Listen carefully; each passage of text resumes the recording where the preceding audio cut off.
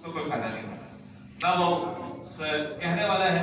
اس کو بھی کوئی فائدہ نہیں، جو سننے والے ہیں انہیں کوئی فائدہ نہیں۔ تو دنیا میں ہم کوشش کرتے ہیں کہ جو بھی کام کریں چھوٹا بڑا اس میں ہم بینیفٹ کے خواہش مند ہوتے ہیں، بھائی اس میں پروفٹ کیا ہے، اس میں نفع کیا ہے، تو اس لیے دین سے بڑا نفع کوئی نہیں۔ اللہ رب العالمین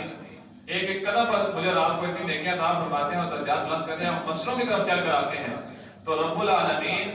گناہ بھی معاف کرتے ہیں، درجات بھی بلند کرتے ہیں۔ اللہ ہمیں ان لوگوں میں سے کرتے۔ تو بہرحال حضرت حذیفہ سے ہی رضی اللہ عنہ سے حضرت عمر نے ایک مسئلہ پوچھا کہ حذیفہ یہ بتلاؤ کہ فتنے کے متعلق اللہ کے نبی علیہ السلام نے کیا فرمایا؟ انہوں نے کہا طویل حدیث ہے کہ کہتے ہیں کہ جی بندے کو اپنے گھر والوں کے بارے میں، مال کے بارے میں، اپنی جان کے بارے میں، اپنے ہمسائے کے بارے میں فتنوں میں مبتلا کیا جائے گا، آزمائشوں میں مبتلا کیا جائے گا۔ اور پھر ہوگا کیا کہ روزہ، نماز، صدقہ، نیکی کا حکم کرنا، برائی سے منع کرنا، یہ چیزیں ان فتنوں کا کفارہ بنتے ہیں۔ تو حضرت عمر فرماتے ہیں بھائی میری غرض یہ نہیں ہے، میں کچھ اور پوچھنا چاہتا ہوں کہ وہ فتنے جو سمندر کی لہروں کی طرح ہوں گے، جس میں امت محمدیہ صلی اللہ علیہ وسلم کو مبتلا کیا جائے گا، میں ان فتنوں کے بارے میں پوچھنا چاہتا ہوں۔ تو انہوں نے کہا کہ امیر المومنین آپ کو اس سے کیا غرض ہے، آپ کو اس چیز سے کیا مطلب ہے؟ بے شک آپ کے اور ان فتنوں کے درمیان ایک بند دروازہ۔ تو پھر حضرت عمر نے اپنی دیشانہ حکمت کو پیش نظر رکھتے ہوئے کہا تھا کہ اگر اس دروازے کو توڑ دیا گیا تو پھر کبھی جو بند نہیں کیا جا سکے گا، کبھی جو ہے اس کو پھر صحیح سلامت راستے کی طرف لایا نہیں جا سکے گا۔ تو پھر بعد میں جب حضرت عمر کی شہادت ہوئی، المناک واقعہ ہوا، ان کو شہید کیا گیا، تو اللہ رب العالمین کے پاس وہ پہنچے، تو پھر امت محمدیہ صلی اللہ علیہ وسلم پر فتنوں کا آغاز ہو گیا، اور پھر ایسے فتنے کہ وہ رکے نہیں، وقت کے ساتھ بڑھتے بڑھتے آج معاملہ کہاں تک پہنچ چکا ہے۔ اللہ مجھے آپ کو اپنی پناہ میں رکھے۔ بات مختصر ہے، ایک صحابی پوچھتے ہیں کہ کیا حضرت عمر کو پتا تھا کہ وہ دروازہ کون ہے؟ تو حضرت عمر فرماتے ہیں کہ حضرت عمر کو اس دروازے کا ایسے ہی پتا تھا کہ جس طرح انہیں اس بات کا یقین تھا کہ رات کی تاریکی کے بعد صبح کا اجالا ہو نمودار ہوتا ہے، جس طرح اس بات میں کوئی شک نہیں تھا نا، اس واقعے میں کوئی شک نہیں تھا کہ وہ فتنہ جو بابا ہوگا اس دروازے کو توڑا جائے گا، وہ دروازہ کون سا؟ وہ حضرت عمر خود ہی تھے، وہ دنیا سے گئے تو پھر فتنوں کا دروازہ اس امت کے لیے کھول دیا گیا۔ تو المختصر یہ جو ہے نا فتنوں کے حوالے سے ہماری دوسری بات ہوئی کہ فتنوں کا آغاز اس مبارک دور سے ہو گیا۔ اب اگلا معاملہ یہ ہے کہ نبی علیہ السلام نے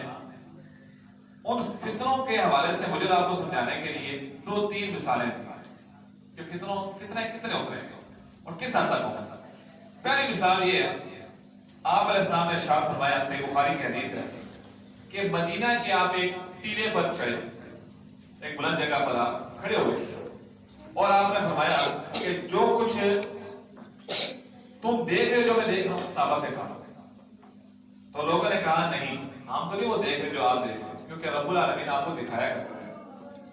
وحی کا سلسلہ آپ پر اترا کرتا ہے، یہ سارے معاملات آپ کے ساتھ تھے۔ تو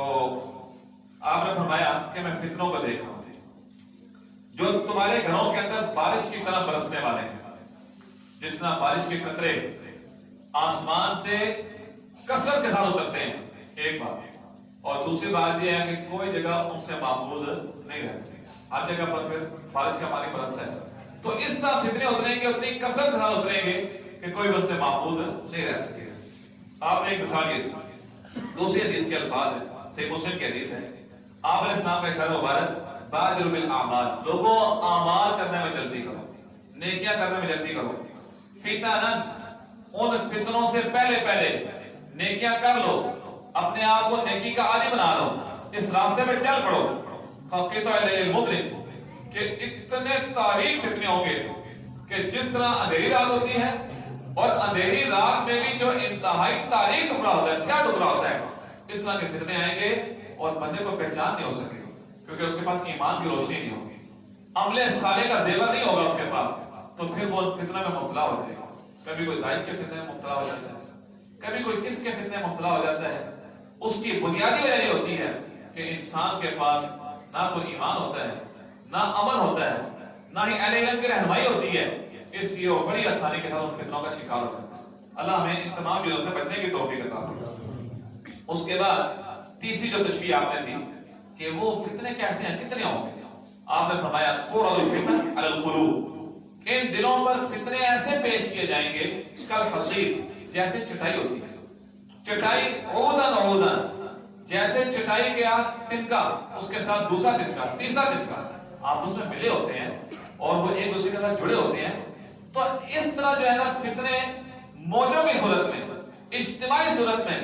انسان کے دلوں پر پیش کیے جائیں گے، اور انسان کے پاس اگر رب العالمین کی طرف سے مدد نہ ہو، رب العالمین کی دی ہوئی توفیق نہ ہوتی، اللہ کے ساتھ قلبی تعلق نہ ہو، للہ الخلوص نہ ہوا، تو صاف سی بات ہے کہ بندہ کتنے کی فتنوں